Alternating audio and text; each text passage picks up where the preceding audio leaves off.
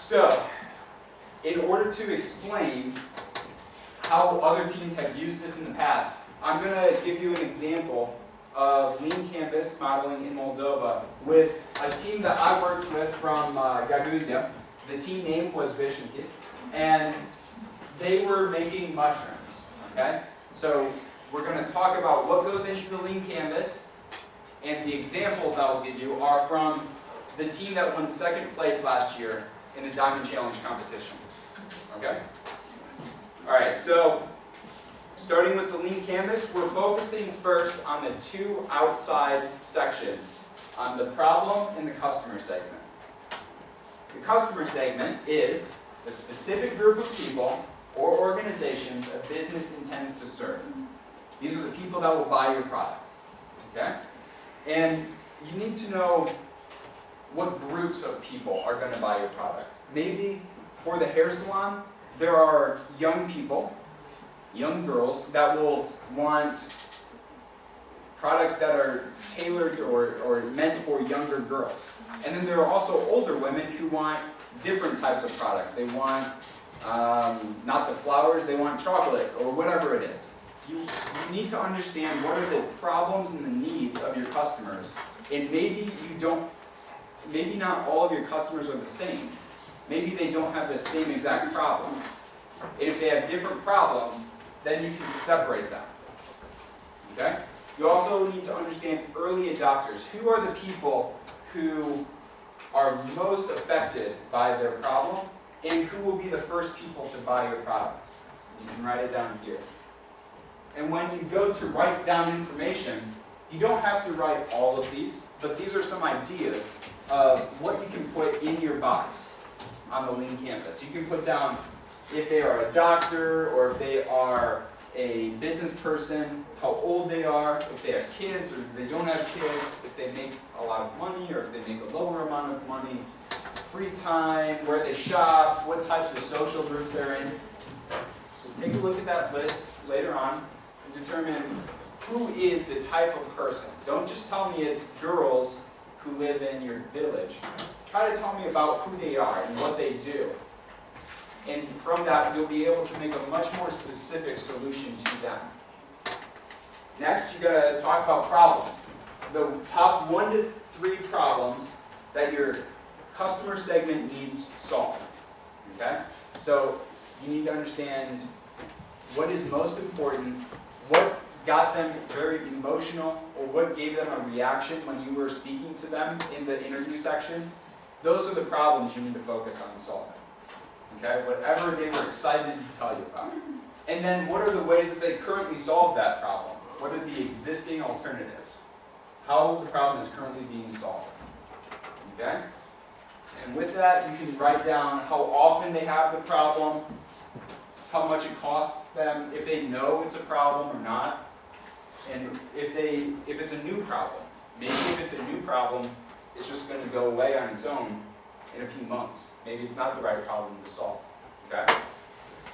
Alright, so how did Vishniki solve this problem? Or how did they sketch this out? They said that they have 4 customer segments. They have local people who buy at the piazza, the outdoor market. Then they have local stores or magazines, Cascade and Number One, some of those bigger stores. And then they have restaurants, people who, like Andy's Pizza. They put mushrooms on pizza all the time. They thought maybe we could sell to them. And then they have cafeterias that are different than big restaurants because they make lots of food at the same time, and they don't need as quality. They don't need as high of quality products as Andy's does, or the big markets do. Okay? So they separated them out, and they decided that a local cafeteria is called Bujak, and that's going to be the first person that they're going to go to. They identified one potential customer who would be able to buy from them, and that is their early adopter. They chose that person because they don't need a very high quality, and when they first started making these mushrooms, they didn't know if they would have high quality or low quality, so they chose that type of person, and they also had a relationship with her because it was the founder's aunt, and so they had an in. They had a way to guarantee this person was going to buy products from them. So when you talk about early adopters, try to figure out what is the easiest way for you to start selling to a group of people. Then they had some problems that they listed. They said that there were no locally grown mushrooms in their area at the time, meaning most things actually ended up being conserved and put into jars. It wasn't fresh. There were no healthy substitutions to meat during the time of post or any times when people were not eating meat. People were not getting the nutrients that they needed. And then also, there was a limited farm area available for things like mushrooms. So that meant competition did not have the ability to create large farms of mushrooms because there was little space that could be used to create mushrooms. You need a dark area that's warm and damp, and they couldn't find a big place like that. They saw that as a problem. And so what you could buy at the time were different mushrooms, champignons, which are the more round mushrooms, not the forest mushrooms. They were people who were gathering mushrooms from the forest, and then there were also people who were buying them in jars at the market. Okay? Next, we're going to move on to solution. What is the solution to the problem of your customer segment? Okay, so these are the minimum activities or the parts of your product or your service that are going to solve your customer segment's 1, 2, or 3 problem. And what you need to include here is only what is necessary. If I want to start a salon, a hair salon, and the people I spoke with never had any mention of a problem relating to getting their car cleaned or washing their car, I don't want to just add on to my hair salon business a car washing option because it complicates things. And it's better if you just focus only on a few specific problems you're going to solve. And it sounds kind of funny, but it's very easy to see problems when you start interviewing people, see problems and just try to solve everything. In this box, we don't want you to solve everything at once. Just focus on a couple specific things and try to create great solutions to those. Here, you can talk about how you're going to solve the problem, how much time you need to solve the problem, what resources you need, water, you need scissors, you need broom, and stuff like that. And then also what partners you're going to be working with.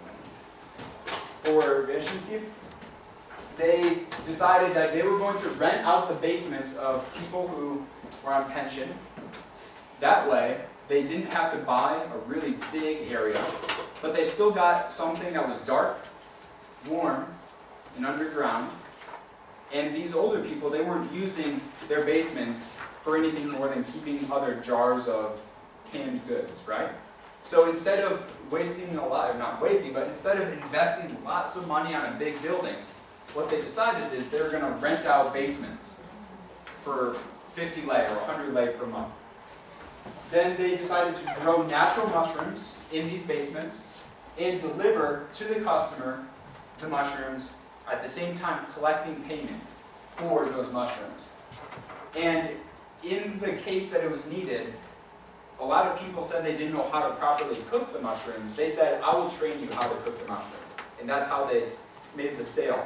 Is they said, I will come deliver to your house and then I'll kind of show you how we prepare these mushrooms.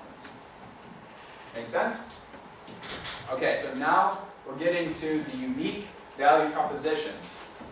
Probably the third most important, but one of the most important parts of your business, right here in the center. It's in the center because it is the heart of your business. This is why you exist as a company. This is why you should be waking up in the morning excited. This is how you are helping the world. Your unique value proposition is how you are helping the world. What you need to write here is a clear and short message stating why the customer should care about your solution. And you need to talk also about how you are uniquely improving the lives of your customers. So what does that mean?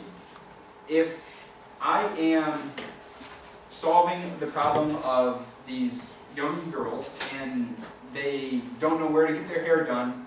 They're very stressed out about it, and they have a dance to go to. What I am providing to them is not a haircut. I'm providing to them happiness and comfort and opportunities to meet guys, to meet boys, right? So when I talk to them about why they should come, it's not that I tell them, I'm going to take 15 minutes to wash your hair, and then I'm going to take 30 minutes to cut your hair, and then I'm going to take another 15 minutes to put some product in your hair. I don't tell them exactly what the product is or what the service is. When they ask, why should I buy your product, I tell them my unique value proposition. I say that if you come to me, I will make your life better by giving you peace of mind, by giving you comfort, that you're going to look great. And I'm going to help you meet some really cute boys. And that's why you should come to me, right? You want to talk about why you are making the world a better place with your product. We can talk about high-level concepts later. It's not that important. Sketch. We want you to write out why your solution relates to the number one problem that someone has. These girls really wanted to meet some cute boys. And so you're going to help them meet those cute boys. You're cutting their hair. That's your solution. But your value proposition, the way you are creating value, is by helping them solve that number one problem. How you are making them feel. When you had the problem interview section, during that, you hopefully saw them get really angry or really upset about why this problem existed and what it meant for their life. And what you are offering them is the opportunity to make them feel differently. Instead of feeling angry, you can make them feel happy. Instead of making them or having them feel lost or cheated, you can help them feel empowered and better. And this isn't a way to manipulate people or to hurt people. The reason that we're starting businesses, the reason that we are entrepreneurs, as we talked about in the beginning, is we're solving the world's problems. And we're making money doing it, but we're also helping people. And the value proposition is how we communicate, how we are making the world a better place, how we are making people feel better. Does that make sense? All right, so for Vegan, what they were providing is not just mushrooms, they were providing nutrition, right? They were giving people a healthy life. They were offering them great taste, because before they were eating bland kasha every night. Now they can have mushrooms, right? Every time. And they were offering these educational trainings. People didn't know how to cook mushrooms, and now we're giving you a way to cook mushrooms for yourself. Go ahead.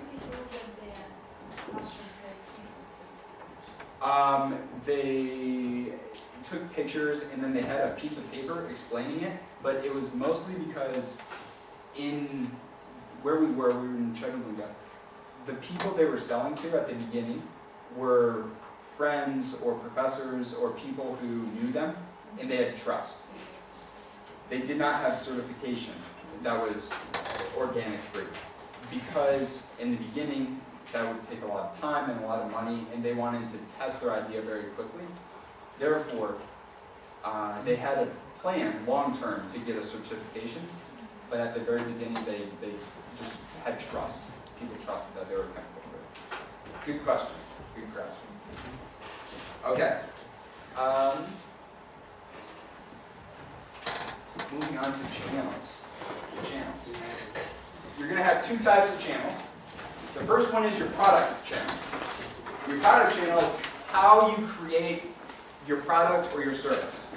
For the hair salon, you have people, you have women who have messy hair or long hair or something. That is your resource. They come to you, they sit down, you cut their hair, they pay you, and then they leave. It's very simple, right? If I am training a business about chairs, I need to figure out, well, this plastic is coming from China, the wood in here is coming from Ukraine, the screws are coming from Italy, I'm getting everything shipped here to Chisinau. I'm putting it all in something that looks like a chair, and then I put it in my store, and I sell it to people. But you need to, in this section, very simply say, I'm collecting from China and Italy and Ukraine the parts of the chair. I'm taking it to Chisinau. I'm making the chair in Chisinau, and then I sell it in Chisinau. It's the way that you put everything together and then get rid of it and sell it. Okay? You're also going to have a marketing channel. Your marketing channel is how you attract customers to yourself. What are some examples of this? What would be a way to attract a customer to a business? Cheap price. Cheap price, potentially, but how do they find out about the cheap price? Advertising. Advertising, okay. Okay, so what are ways to advertise? Giving flyers so that they know. Flyers is one, yep. What else? Social media. Social media, Facebook, I'm like Classmative, I'm Doctor. Billboard. Say it again? Television. Television, yeah. Yeah. Billboard. Billboards? Yeah. Billboards, yeah. So television, billboards, this is good. What is the most important one? What's that? Quality. Quality. So quality is good. How do you get that information out to people? Because this is where I was going. So how do people find out that you have good quality? How do customers understand that you have quality? If you try a product, if you bought a chair that you really liked, would you tell your friends about it? Word of mouth. Yeah, word of mouth. Right. That's probably the most important one for you to think about. Because it's free if you do a really good job as a company, right? And that is how people know that you have good quality. They trust their friends. I don't trust any billboards, but I do trust my friends. Okay? So try to make sure that you encourage people to talk about your business. Yeah. I guess it's right now to say that cheap price is not a correct approach, so that everyone should understand that. Yes, it's not always the right approach. It is for some businesses. But if the only reason you're encouraging people to buy your product is because you have a cheaper price, your competitors can steal that business very quickly. They can just make a lower price themselves, right? And so, is that what you're talking about? That sometimes we don't want to only have the lowest price. Maybe we want a higher price but a better quality. Yeah. Yeah? Cheaper price usually means lower quality. Lower quality, right, So- right. And even if it doesn't, that's what people assume. So if I'm going to buy something for a cheaper price, I assume that it's not as good. Thanks, China. Yeah, yeah, exactly. Made in Moldova products can be more expensive but higher quality. You should also have an understanding of how you relate with your customer. If you see them every week, if they buy from you once in their lifetime and they never see you again, if they're going to be buying every time they have a big life event, every time they have a party. By understanding how you relate to your customer, you'll be able to make very specific marketing, very specific advertising. Maybe it's a certain time of year, maybe it's whatever, around Christmas, or maybe it's around wedding season. And here write down how you will deliver your solution, that's the product section. How your customers will make a purchase, also in the product section. Very important you understand how they buy your product. And then how will you find your first 10 paying customers? Very important. So who is your early adopter and how will you target them? Usually the best way is to walk up to them and tell them about your product, right? It's the cheapest way. Just use your voice, right? Don't use a billboard, use your voice and find 10 customers. Find 10 people who want to buy your product. And then build off of their word of mouth. Do a great job of making great products for that 10 people, those 10 people, and then have them tell others. Alright, so for Mission Team, this is the product channel. They made some agreements to rent out basements. They purchased the seeds from Chisinau. They prepared the bags there in Gayuzia, and they put them in the basements. They started spraying the bags with water. They had a heater there to make sure that they were warm. They harvested the mushrooms after they gained to a big size. They sold the mushrooms in the local market or at school. And then they also collected the payment. When someone bought it, they collected the payment. Their marketing channel was by word of mouth, most important. They also knew people in the school system, so they told their friends, hey, if your parents want some mushrooms, you can buy some mushrooms from us. They had meetings with restaurants. They created little flyers and signs for the market, and then they also worked with recommendations of people saying, hey, it's post time, I need to buy some mushrooms, do you know where I can go? Yes, you should go to this person, right? Also similar to word of mouth. So, moving on to the next section, cost structure and revenue streams. Cost structure and revenue streams. So, revenue streams are the various income-generating activities of a business. This means these are the ways that you make money. It's different products that you sell. It's different services that you offer. For the hair salon, they cut your hair, but you can also pay more to wash your hair. You can also pay more to have some products that you can take home and put in your hair in between the time when you see them. They also may do some pedicure and manicure, right? To their fingers. I don't know how to say that. But yeah, they do something with their fingernails, right? Other ways that they make money. And so understand what will customers pay for, what features or what parts of your product will be free. So when I have a hair salon, maybe I don't charge them for the wash, and I tell them, if you come to my hair salon, my price is this much, and you get a free hair wash. Because the hair wash doesn't cost me very much money, and the way I make money is by spending time cutting their hair. Try to think if maybe it's a way to promote your business, to give away something for free that doesn't cost you very much money, but it makes them feel good, that they're getting good value. They're getting a discount by getting something free. How your business relates to the other products. If you cost more, you should have a higher quality. If you cost less, you have to do a really good job of explaining why you cost less. Or if you cost the same amount as other alternatives, then explain what way you're better than those people. So have an understanding of how much they cost as well. Cost structure. Later on, Inessa is going to speak with you about finances and about some of the boring stuff, right? It's really general. She'll explain more about what goes into this section, but this is basically your budget. It's a really short budget for your company. And it's all the money that you spend as a company. And this includes fixed costs like rent. Rent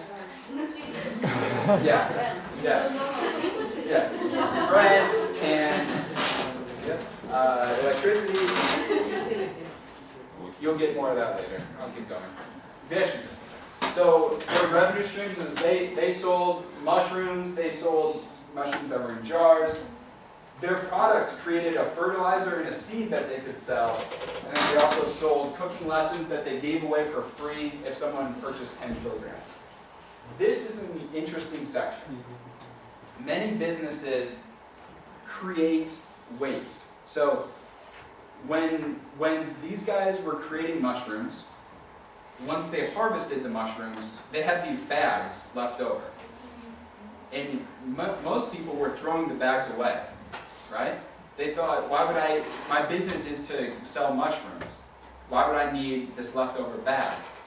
But they found out they could go in there and use the ground, the dirt that was in there for fertilizer, and people would be willing to pay for that to put in their garden, because it was a really good fertilizer. Also, in there, they could take out the seeds so that they didn't have to purchase them in the future. They could use them for their own business. They could also sell them.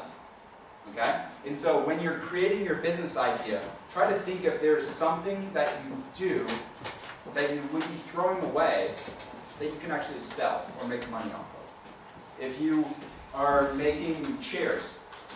I know in Chattanooga, where I live, there are people who make chairs out of wood, and there's a lot of wood dust, wood shavings. They now are selling that wood dust and wood shavings in the winter to heat people's homes. Yeah? So try to think if there's any waste or anything that they create that you can sell and make money off of. Okay? And then for Meshiki, their startup costs were lamps and heaters and wood. What fixed costs they had, which means every month they had the same cost of advertisement and electricity and rent.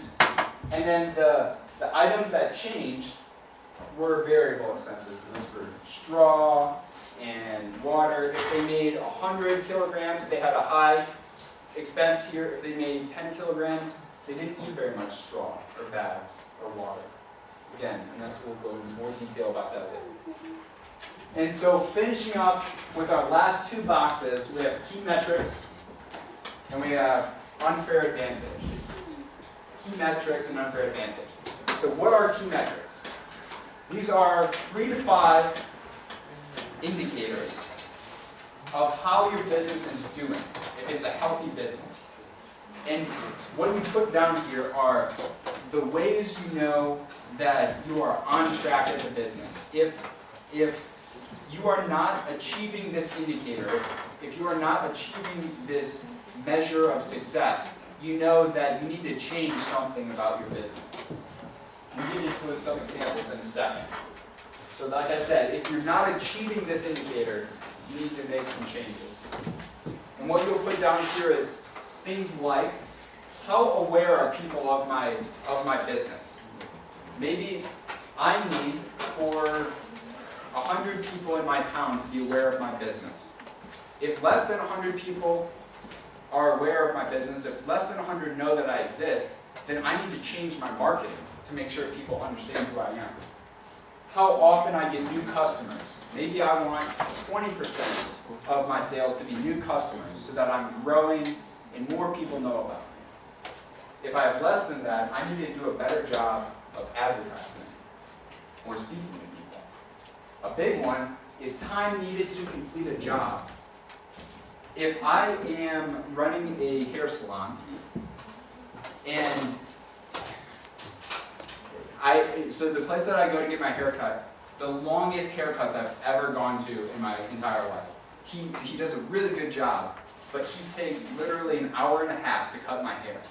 And I've talked to him about this because you have to call and schedule your appointment a week in advance.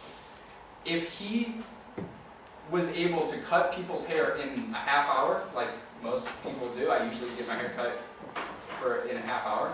If he was able to only cut people's hair in a half hour, he could cut 3 times more people's hair in Chattanooga. But because he takes so long to cut people's hair, he's not making as much money as he could. He's not being as profitable, and he's not helping as many people as possible by cutting their hair, right? So try to think about if you need to say, in order to be a successful business, I need to be cutting people's hair in 45 minutes or less. Or I need to be making sure that if I have a car wash, I'm getting people out in 15 minutes or less. How much time are you using to create your product or to give your service to someone? And then how often are people coming back to use your product? Unfair advantage. So these are the features of your business that are difficult for competitors to copy or buy.